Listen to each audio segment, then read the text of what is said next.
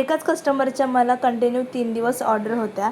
तर जो मागचा केक होता तो पण त्याच कस्टमरचा होता आणि हा माझा सेकंड केक होता आणि अजून एक केक बनवायचा आहे.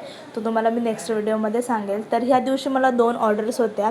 हा हाफ केजीचा केक मला क्रिकेट थीममध्ये बनवायचा होता आणि जो दुसरा केक आहे तो बेंटो केक बनवायचा होता. सो दोन्ही केकच्या डिझाईन सिम्पल होत्या, जास्त काही हे नव्हतं आणि हे नॉन एडिबल प्रिंट्स आहेत आणि खूप जणांनी मला कॉमेंट्स केलेत आणि मेसेजसुद्धा केलेत की ह्या प्रिंट्स मी कशा काढते. तर याचा व्हिडिओ मी ऑलरेडी अपलोड केलेला आहे आणि त्याला माझ्या चॅनलवर पिन पण केलेला आहे. तिथे जाऊन तुम्ही बघू शकता की कशा मी प्रिंट काढते आणि कसं त्याचे कटआउट्स रेडी करते. तर अशा प्रकारे हा केक इथे मी कंप्लीट केलेला आहे. हाफ के जीचा केक आहे. आणि अजून एक गोष्ट तुम्हाला सांगायची की मला 2-3 जणांनी कॉमेंट्स केलेत की तुमचा हा केक म्हणजे तुमचे कोणतेच केक हाफ के जीचे नसतात.